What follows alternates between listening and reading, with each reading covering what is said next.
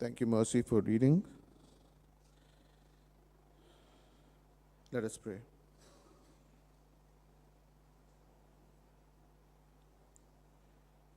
May the words of my mouth and the meditations of our hearts be acceptable to you. Amen. Okay, so this is the middle of the series, and just like the Two Towers or the Goblet of Fire, this is a downer. Okay, I mean it's yeah. Anyway, in one of his lectures, the great American physicist and Nobel laureate Richard Feynman said, quote, "You think you know what an atom looks like. You've seen the pictures. A tiny nucleus in the center like a ball, electrons orbiting around it like planets circling the sun. Clean, simple, easy to draw. That picture is in every textbook. Every science museum has a model hanging from the ceiling. Little balls and wires spinning in neat circles. But here's the problem. That picture is wrong.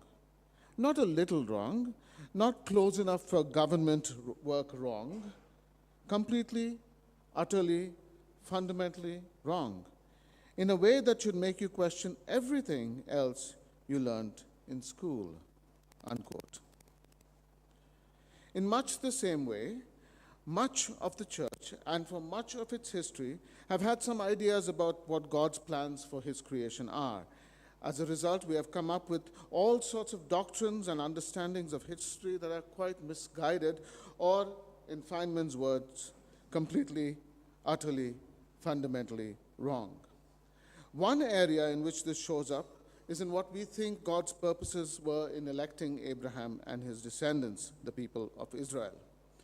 Now, even though Mercy read passages from 5 books of the Old Testament, what she read does not even begin to scratch the surface of what we would need to have read in order to make sense of what God is doing in the Old Testament period. Despite this, we have to proceed. But before we do that, let us remind ourselves of the problems God had to solve before we can be made fit to enter the new creation. First, from Genesis 3, we understand that humans can never possess genuine wisdom of knowing the best course of action in every situation.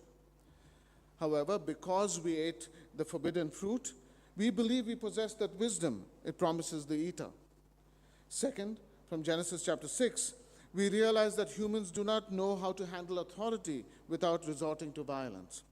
Rather, we believe that the ability to do something grants us the permission, or perhaps even the right to do something, even if it means violence to other humans and the rest of creation. Third, from Genesis 11, we understand that humans do not know how to handle radical differences between us and other humans. Our response to this is almost always attempts at silencing the other people by establishment of totalitarian or fascistic systems. Last week, we saw how by choosing Abram, later called Abraham, God intended to overturn the effects and the sources of these 3 rebellions, which have hampered humans in 3 different ways. The calling of Abraham was so that through his descendants, especially those through Isaac and Jacob, he would form a society which would exemplify his concerns for the world. As we saw last Sunday, when God chose to work through the people of Israel, he delegated authority over the rest of the people groups to the members of his divine council. This was not a rejection of the other people groups, but simply a change of focus on the part of God. The world till then had been completely come under the effects of the 3 rebellions. With bad role models, we spiraled downwards on all 3 counts, accepting the premise that we are wise and we know what we are doing, believing the principle that might makes right, and promoting the false notion that the truth needs to be defended by the suppression of opposing views. So it was through Israel that he would counter each of these falsehoods. This was the purpose for which they were chosen, to be a light to the Gentiles, to be a royal priesthood, a kingdom of priests. How did they fare in this task? Yahweh was calling his people so that he could reveal that he was different from the other gods that the neighbors of the Israelites worshipped. This is what we mean by holiness, mind you. When we say that Yahweh is holy, what is really meant is that he is different in crucial ways from the other gods that the other nations worshipped. One of the most critical ways where Yahweh says he is different from the other gods is revealed when he or his angels approach humans and say, "Do not be afraid." Meeting a deity face to face was considered a dangerous thing in the ancient world, and unfortunately in much of the church even today. However, God approaches humans numerous times with the words, "Do not be afraid." Now, these words either mean that we should not be afraid of God, or it means that God is simply saying words that offer us comfort when in fact there is none. He's telling us not to be afraid when actually we should be afraid. If the latter, then God does not actually mean we should not be afraid, and that this means that God comes to us saying words that cannot be trusted right away. And that's the way he introduces himself to us. Because when he's saying, "Do not be afraid," he actually means, be afraid. This is the God we cannot trust. In that case, I am wasting my time out here preaching this sermon, and especially this series that purports to describe God's overall plan for his creation. And mind you, if I'm wasting my time, so are all of you. Hence, we have to conclude that God is being honest and genuine when he says, "Do not be afraid." He genuinely does not want us to be afraid of him. Let me repeat that. He genuinely does not want us to be afraid of him. Why is this the case? This is because the trauma caused by fear roots out love. The Apostle John is very clear about this. He says, perfect love exorcises fear. Our translations water it down by saying, casts out or something like that. Exorcises. He uses the same language that the other authors, the gospel writers, use for the casting out of demons from a person who is demon-possessed. In other words, when love shows up, fear is thrown out. Hence, if God is love, there is no place for being afraid of him. Religion, however, is based on fear. And all of us have been brought up by religion and been told it is good to fear God. Religion is based on gatekeepers, telling us that there are special periods, special places, special practices, and special people that mediate our interaction with God, because God is someone to be terrified of. And hence, only if you go with that narrow way of approaching him are you safe. Hence, the first thing God has to address was our fear of him. So more than 3 decades after calling Abraham from Ur, God tests Abraham. He tells Abraham, "Take your son, your only son Isaac, whom you love, and go to the land of Moriah and offer him there as a burnt offering on one of the mountains that I shall show you."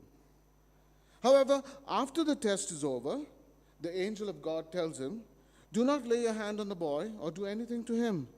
For now I know that you fear God, since you have not withheld your son, your only son, from me." 2 things are important to observe here. First, the way Isaac is described changes.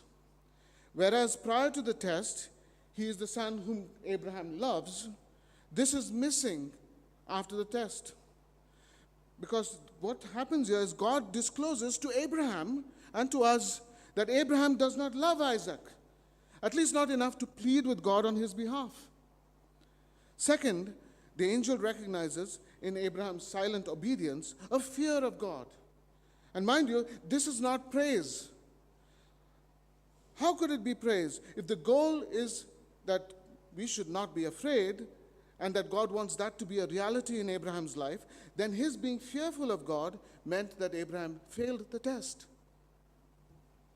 What the test reveals is that despite having been in a relationship with Yahweh for more than 3 decades, Abraham still related to God out of fear, not love. How many of us relate to God out of fear rather than love?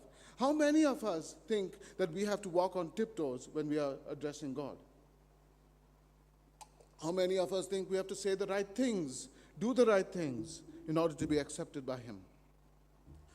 How many of us are comfortable hearing statements that begin with the words, yes, God is love, but always qualifying love with something else that contradicts love, and we are okay with it because we've been brought up not by the faith of Jesus, but by religion, masquerading as Christianity. Abraham was tested, it says, but it does not say that he was tested to see whether he had faith. I say he was tested to see if he still related to God out of fear. Unfortunately, he did. Unfortunately, many of us do. He was willing to offer Isaac because he did not comprehend the crucial difference between Yahweh and the gods of his neighbors. And so he acted out of a deeply ingrained fear of God. The ram that was caught in the brambles or thicket or whatever was not God's provision, as Abraham supposed, but God's concession to the fact that his friend was actually so afraid of him and terrified of him, he was paralyzed enough not to be able to plead for his son, his innocent son. So the episode with Abraham demonstrates that God's people were not ready to accept the view that God did not demand nor desire sacrifices of any kind. However, as a concession to this human weakness, God allowed a ram to be sacrificed. Our next encounter is a few centuries later, after the Exodus, when the people of Israel had camped at the foot of Mount Sinai. To prepare for the visit by God, the people, all the people, including women and men, elderly and the children, they were supposed to consecrate themselves for 2 days.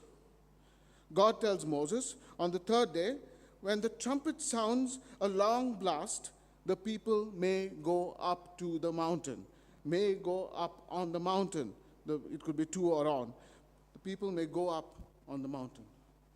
After 2 days, there's restrictions for 2 days. After 2 days, when they hear this long blast of the trumpet, they may go up on the mountain.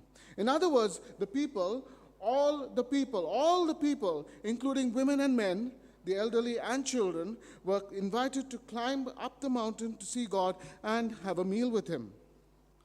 This is crucial to observe. The promise was that following this 2-day period of consecration, all the people could climb the mountain to see God. Hence, when that does not happen, we need to not take that as a sign that that was what God wanted. Let me repeat. When that does not happen, we should not take it as a sign that that was what God wanted to happen. Rather, we should ask ourselves, what went wrong? Why is it that after receiving a promise that everyone would get to see God, only a handful are later able to climb the mountain, and only Moses able to see God? Such a remarkable difference between promise and fulfillment surely needs an explanation. The text tells us what happened, for we read, on the morning of the third day, there was thunder and lightning, as well as a thick crowd on the mountain.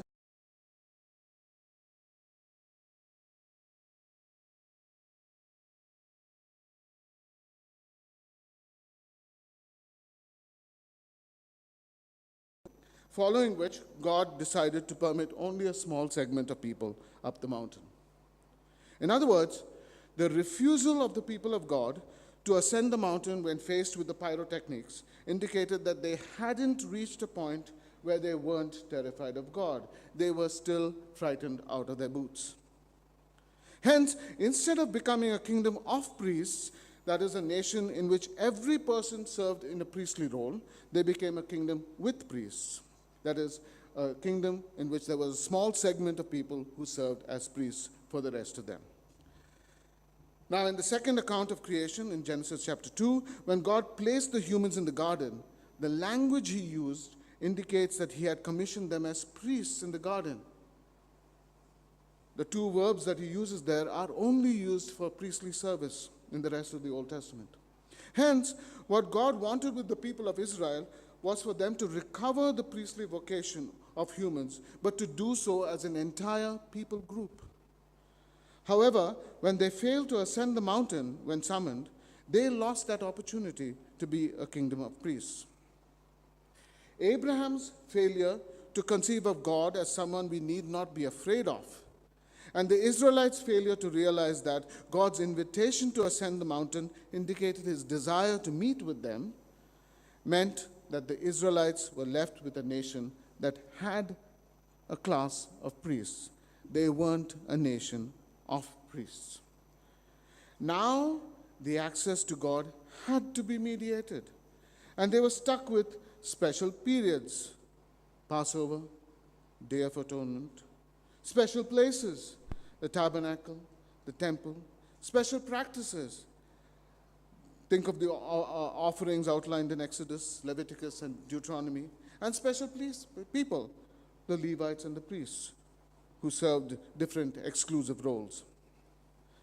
Now, there would necessarily be only one approach to God, because if you have an institution, there's only one way to do things. If access to God was allowed only during special periods, then those who claimed access outside those periods had to be suppressed. If access to God was possible only at special places, then those who claimed access at other places had to be eliminated. If access to God was permitted only with special practices, then those who used other practices had to be demonized. And if access to God was mediated by special people, then any claims to have unmediated access or mediation by other people had to be put down.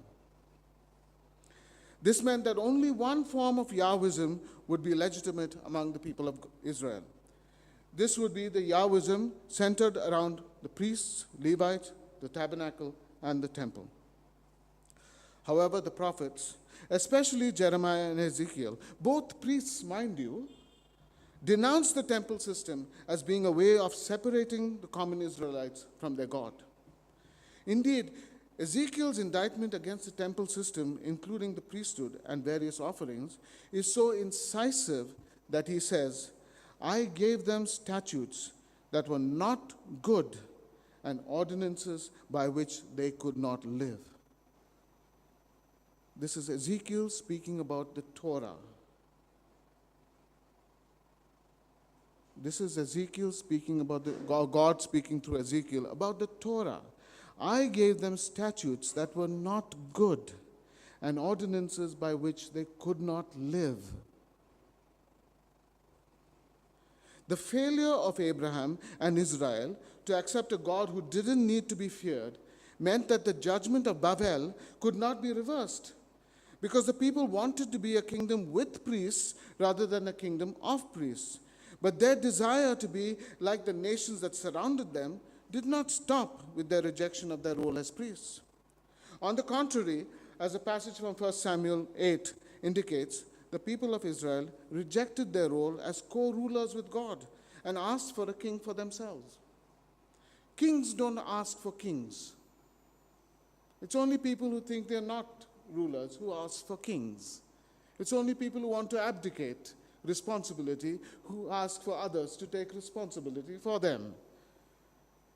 Till then, the people of Israel were characterized by a loose confederation of tribal groups. Whenever one group faced a difficult time, God would raise up a judge to judge them and, if need be, deliver them from foreign oppressors. However, the need for judges itself came because the people rejected God's ways. You see, we do not often recognize it. But when the Israelites were about to enter the land under Joshua, God tells Joshua, "Now proceed to cross the Jordan, you and all this people, into the land that I am giving to you," to the Israelites. "Every place that the sole of your foot will tread upon, I have given to you, as I promised to Moses." Every place where the sole of your foot will tread upon, I have given to you, as I promised to Moses. Later, Joshua is visited by a man with a drawn sword. When Joshua asks the man if he is fighting on Joshua's side or on the side of the enemy, the man declares, "Neither, but as the commander of the army of the Lord, I have now come."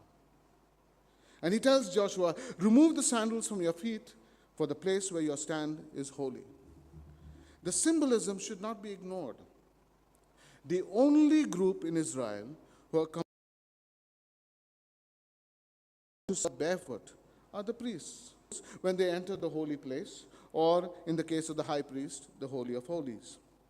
Hence, the commander of God's armies was reminding Joshua that Joshua was expected to serve in a priestly role. So he had to remove his sandals, and now whenever he walked, it would be his, because wherever the soles of your feet landed was his. Unfortunately, Joshua forgot this very soon, and I think many of us have also. You see, when they were ready to take Jericho, God told Joshua, "See, I have handed Jericho over to you, along with its king and soldiers. You shall march around the city, and all the fighters circling the city once. Thus you shall do for 6 days, with 7 priests bearing 7 trumpets of ram's horn before the ark. On the 7th day you shall march around the city 7 times, the priests blowing the trumpets. When they make a long blast with the ram's horn, as soon as you hear the sound of the trumpet, then all the people shall shout with a great shout, and the wall of the city will fall down flat, and all the people shall climb up, each one straight ahead." Note there is no mention of the Israelites having to use any weapons or do anything.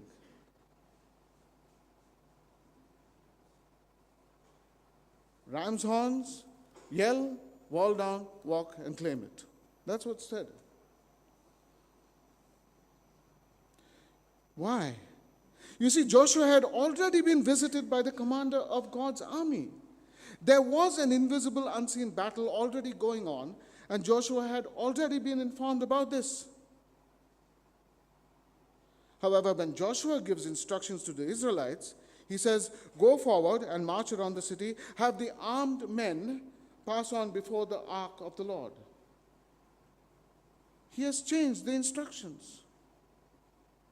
Joshua's failure to imagine that God could deliver the city into the hands of Israel without them having to raise a sword sets the tone for the rest of the book of Joshua and most of the book of Judges and Kings, etc., etc. However, in Judges, we come a little closer to the ideal when, under the leadership of Gideon, a small band of 300 armed with pots and trumpets and torches was able to cause the Midianites to self-destruct. Of course, the Israelites then ruin it by resorting to violence when they pursued the retreating Midianites to kill them. But we come even closer to the ideal in 2 Kings chapter 19, where towards the end of the chapter we read, "That very night the angel of the Lord set out and struck down 185,000 in the camp of the Assyrians. When morning dawned, they were all dead bodies." Hezekiah, the then king, trembling in his boots at the prospect of a defeat by the Assyrians, woke up to find out that they had been delivered without anyone doing anything because all of the Israelites were asleep. Unfortunately, the refusal to use violence was something the Israelites rarely managed to achieve, even though their prophets painted a picture of a future in which weapons would be beaten into tools of agriculture. Later, when they asked for a king, God acquiesced to their demand. In other words, the monarchy itself is a sign of the people's rebellion against God and an acceptance of the path of violence. Indeed, when Samuel speaks to the people, he says, "These will be the ways of the king who will reign over you. He will take your sons and appoint them to his chariots, to be his horsemen, and to run before his chariots, and he will appoint himself commanders of thousands and commanders of 50s, and some to plow his ground and reap his harvest, and to make his implements of war and the equipment of his chariots." Note that everything king is doing, including the plowing in the ground and the reaping of the harvest, is in service of his army. The first thing, he will take your son and appoint them as soldiers. Those who are not appointed as soldiers are growing the food for the soldiers. He will take your daughters to be perfumers and cooks and bakers. He will take the best of your fields and vineyards and olive orchards and give them to his courtiers. He will take 1/10 of your grain and of your vineyards and give it to his officers and his courtiers. He will take your male and female slaves and the best of your cattle and donkeys and put them to work. He will take 1/10 of your flocks, and you shall be his slaves. And on that day you will cry because of the king whom you have chosen for yourself, but the Lord will not answer you on that day. Samuel paints a picture that is suboptimal at best and oppressive at worst, all in service of a militarized regime. That is what a king does. That is the only reason a king exists. Despite this, the people of Israel elevated their kings as role models to follow, to such an extent that even though it never appears in the Old Testament ever, the ideal liberator was designated the Lion of the tribe of Judah, a weapon-wielding military commander who would vanquish all their enemies and re-establish David's rule. The biggest irony and greatest indictment of the church is that most Christians anticipate this of Jesus when he returns, though as we have seen, it is rejected in the Old Testament, and as we will see in few sermons to follow, it is rejected more resoundingly in the New as well. What we have seen so far is the rejection by Abraham and the people of Israel of their role to become a kingdom of priests to a God of whom we do not need to be afraid, leading to an assertion of a single way of being faithful to this God. In addition to this, the people of Israel, beginning with Moses and Joshua themselves, adopt the path of violence, cemented by their demand for a king. As a result, once Solomon comes to power, we see what Samuel warned about become a reality, with Israel developing a standing army, which is viewed in a negative light in the Old Testament. So, Israel showed itself to be incapable of serving as a channel through which God would overturn and undo the rebellion of Genesis 6, because by their elevation of military leaders, Israel demonstrated that they too were still captive to the idea of the great man, or in the words of Genesis 6, the Giborim, the great men. Unfortunately translated giants in the King James. With a failure on two fronts, how do we think Israel fared on the third? Recall that there are three rebellions, the effects of which God has to undo. If they failed on the front of accepting difference in truth and on the front of rejecting violence, how did they fare on the front of seeking wisdom? Referring to the 10 Commandments, God, through Ezekiel, says, "I gave them my statutes and showed them my ordinances, by whose observance everyone shall live. Moreover, I gave them my Sabbaths as a sign between me and them, so that they may know that I, the Lord, sanctify them." Later, though, in reference to the expanded Torah, God says, "I gave them statutes that were not good, and ordinances by which they could not live." So on the one hand, God says the initial 10 Commandments was a system by which people could live. However, the expanded system with more than 600 laws was something by which no one could live. Moreover, it was God's judgment against the people of Israel. The giving of the Torah, mind you, the expansion, was God's judgment against the people of Israel because they showed that they could not live by just the 10 Commandments. But let's consider what the 10 Commandments actually contain to see what this is. We will restrict ourselves to the Old Testament interpretation originally given to the Israelites, rather than the more incisive interpretation we have received through Jesus in the New Testament. We'll start with the second half of the Ten Commandments. So let's begin with, you shall not murder. I think this is not difficult to follow. I mean, I'm reasonably confident that all of us can obey this. Okay, good. Whew. Anyway, now we turn to you shall not commit adultery. Here too, I think that we can obey this commandment. Not too difficult. Let's turn our attention to you shall not steal. Okay, maybe there's little things here and there. We have stolen a little pencil here, a pen there, etc. But I think if we really put our hearts to it, our minds to it, we can stay away from this, right? I mean, I'm sure we're not doing the big things, right? No one's going around stealing a car or something like that. Yeah? But I'm sure we've done a pencil here, a pen there, that sort of thing. But we can hold back, right? Yes, okay, good. You shall not bear false witness against your neighbor. Now, this is talking ill about someone, etc. Maybe difficult, but I think we can do that. If we really put our minds to it, we can. And if we hold each other accountable, we definitely can. So if I start talking rubbish about Jesse and Stanley is around there, Stanley can hey, Deepak, stop it. We can manage that. Yeah, okay. And then after that, we develop a rhythm and we say, okay, this is not acceptable. We can manage that. Okay, fine.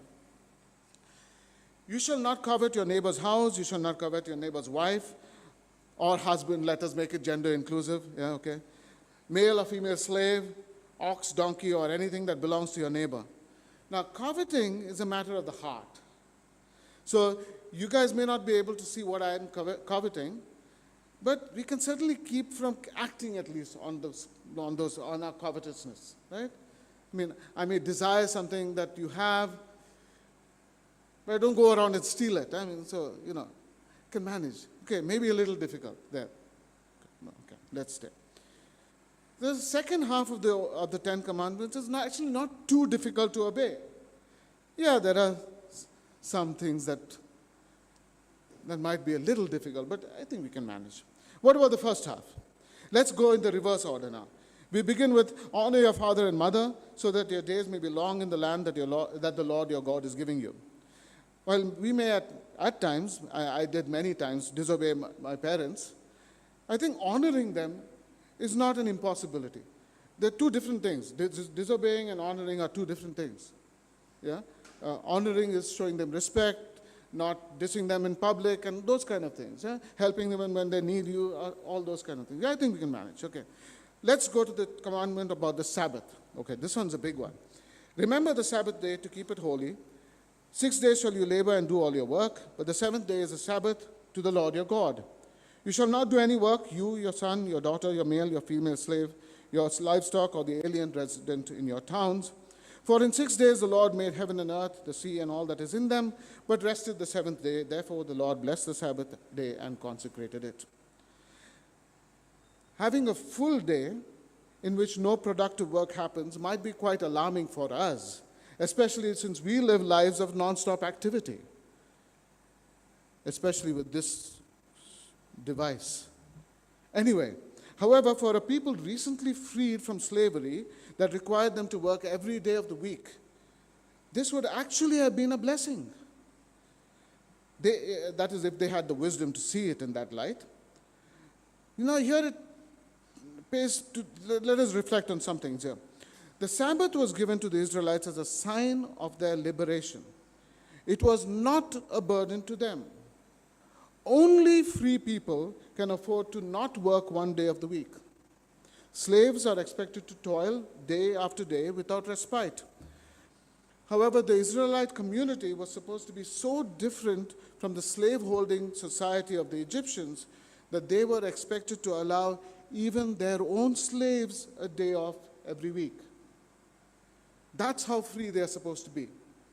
We are so free, we don't need even our slaves to work on this day. Was this a difficult commandment to follow? Absolutely, but not impossible.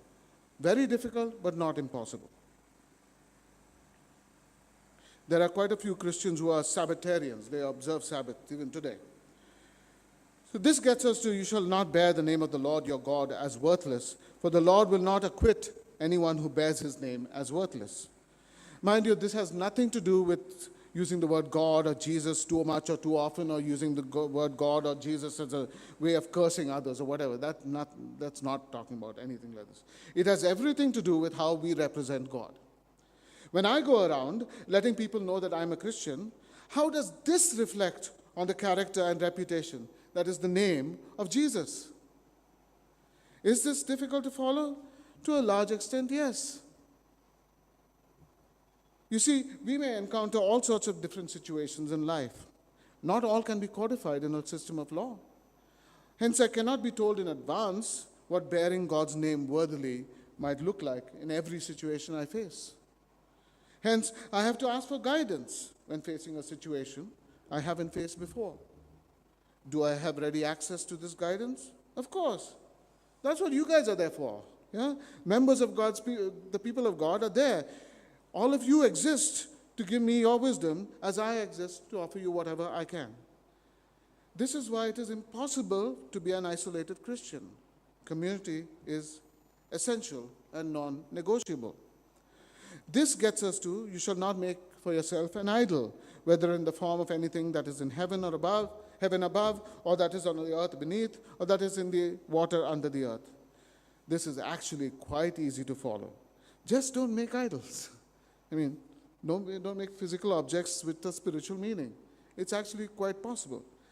Finally, you shall have no other gods before me. Better translated, you shall have no other gods in my presence. This is also actually not too difficult to follow. Just don't invoke the name of any other god when you're an Israelite. It's actually not too difficult to do.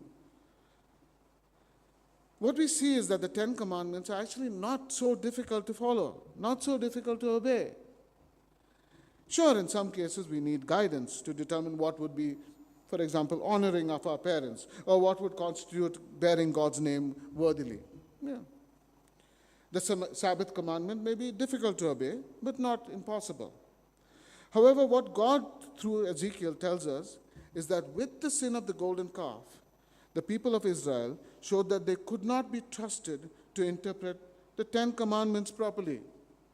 Even the 10 Commandments, they couldn't do even that much. And hence, God is led to spell out everything in the remaining 600 or so extra commandments. In other words, the Old Testament itself recognizes that the expanded Torah reflects a failure of the people of Israel to seek guidance in obeying the 10 Commandments. Rather, the rebellion of the golden calf revealed that they were convinced that they knew what is best for them to do. In other words, the rebellion of the golden calf revealed the fact that the Israelites too, like the man and the woman in the garden, believed that they possessed the wisdom needed to act appropriately in any situation. And their wisdom led to the golden calf. You see, when you have just a few commandments, most of which are straightforward, like the ones about murder and adultery and theft, there are only a handful of commandments, like the ones about honoring parents and bearing God's name, that need special wisdom. This means that in the case of these handful of laws that need special wisdom, we may need special guidance. We can ask trusted friends, wise family members, or even people widely recognized in our community as being endowed with wisdom for such guidance. However, if we reject the option and decide to lean on our understanding, as the proverb puts it, we will show that we still entertain the delusion that we possess all wisdom needed to live a fulfilling life. What the prophets tell us is that the entire Torah was given as an addition to the 10 Commandments because the people of Israel showed themselves unwilling to seek guidance outside themselves and revealed that they were in need of greater hand-holding. This is why the New Testament boils the entire Torah down to 2 laws: love God, love your neighbor. Both these commandments need us to seek wisdom while obeying them. After all, what constitutes loving God may not readily be recognizable for us in a situation. nor what constitutes loving our neighbor. That's why it is vague, precisely so that we seek wisdom. That is how people mature. Hence, Paul tells us, those who are led by the Spirit of God are the children of God. Paul does not direct us to another body of commandments, but to God's Spirit, who is the one on whom we are to rely to navigate this often confusing and rarely comforting world. In case we do not understand the importance of what Paul is saying, it pays to remind ourselves that the festival of weeks, what we call Pentecost, was the festival that commemorated the giving of the Torah on Mount Sinai. And in Acts chapter 2, the descent of the Spirit on the first disciples indicated a transition from a Torah-based life to a Spirit-led one. Right from the day He created humans, God has wanted His human creatures to be dependent on Him for the wisdom they need to successfully navigate this life in wholesome ways. This is not because He wanted to deprive them of the wisdom that they need. Rather, we cannot handle the wisdom we need. Our puny minds will unravel if we possess too much of this good thing. Hence, we are expected to ask God for it whenever we need it. And He will most often give it to us through other people. Hence, when the people of Israel failed to reject the seduction that led to the golden calf, God decided to give them a larger body of commandments to show them the futility of expecting commandments for everything. Despite this larger body of commandments, the people of Israel failed to adhere to the stipulations of the covenant they made with God at Sinai. Hence, in Leviticus, God tells the people, "But you shall keep my statutes and my ordinances, and commit none of these abominations, either the native born or the alien who resides among you. For the inhabitants of the land who were here before you committed all these abominations, and the land became defiled. Otherwise, the land will vomit you out for defiling it, as it vomited the nation that was before you." The people of Israel were being told that the gift of land was not a perpetual land grant, as is erroneously supposed it was. The gift of the land is not a perpetual land grant. It was contingent on obedience on the part of the Israelites. Having rejected the universal priesthood, thereby becoming a kingdom with priests, the Israelites also rejected the idea of not being led by a king with a standing army, and rejected the prospect of being guided by only the 10 commandments, leading to the giving of the entire Torah Now, it was incumbent on them to obey all these 600 odd laws, failing which God warned them they would be expelled from the land. Of course, we know that the northern kingdom was destroyed in 722 BC by the Assyrians, the southern kingdom in 586 BC by the Babylonians. Most of the people of the 10 northern tribes were scattered across the Assyrian Empire, and they never returned to the land. However, there were some who saw the impending danger from Assyria and migrated to the southern kingdom. The southerners, who were exiled to Babylon, did return to the land when Cyrus issued a decree allowing all foreigners who had been brought to Babylon to return to their native lands. So the people of Israel got another lease of life within the land. However, they did not mend their ways. Rather than realizing that the giving of the expanded Torah had not been a good thing, they further expanded on the written Torah with their oral Torah, multiplying commands without end. Rather than realize that the monarchy had been a turning away from God by accepting the violence of the kings, they amplified their dreams of seeing the Davidic king restored, as mentioned earlier, with the development of the idea of the Lion of the tribe of Judah.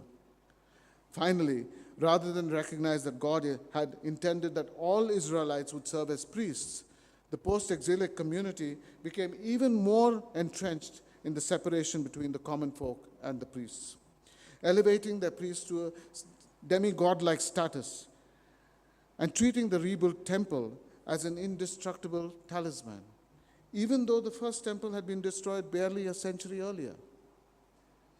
Though they had lived in Babylon and had learned that they could be faithful to God outside the land, without a functioning temple, without a functioning priesthood, the Judahites in the Second Temple period became committed to the land, the temple, and the priesthood. What was happening? Where was this story going? How would God solve the problems created by the three rebellions? When we reach the end of the Old Testament, God tells the people of Israel through Malachi, I will send you the prophet Elijah before the great and terrible day of the Lord comes. He will turn the hearts of the parents to their children and the hearts of the children to their parents, so that I will not come and strike the land with a curse. The Old Testament ends with the land still being under the threat of a curse. The Old Testament ends with the promises not having been solved, but still awaiting their future solution with the return of Elijah. Everything in the Old Testament tells us that though the people of Israel had been elected by God, the problems that their election was supposed to solve remained unsolved. Mind you, I'm not pointing a finger at the people of Israel.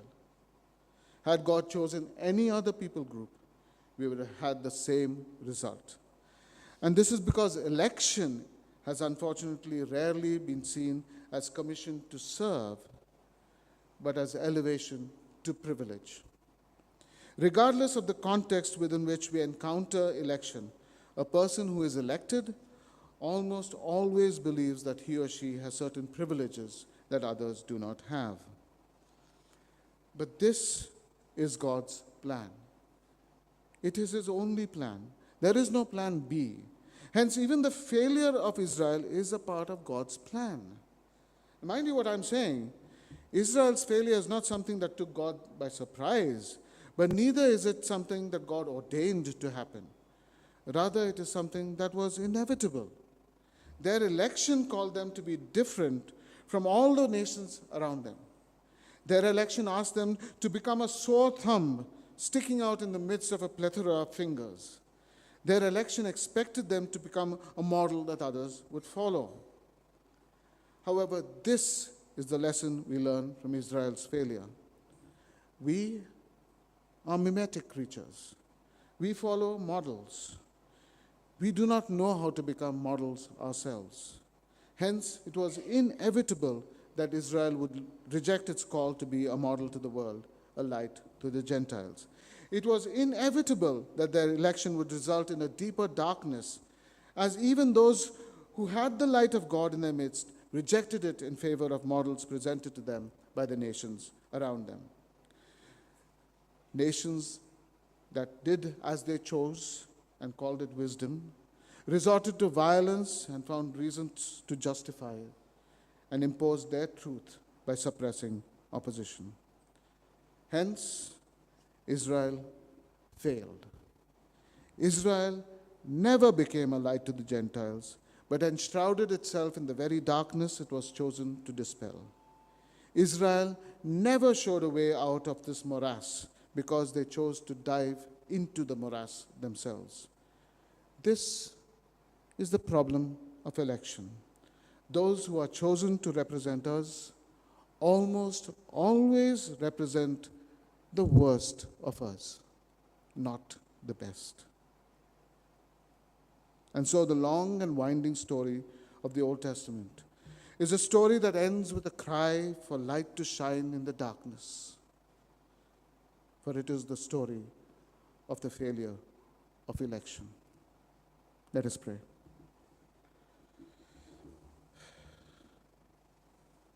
Gracious Father,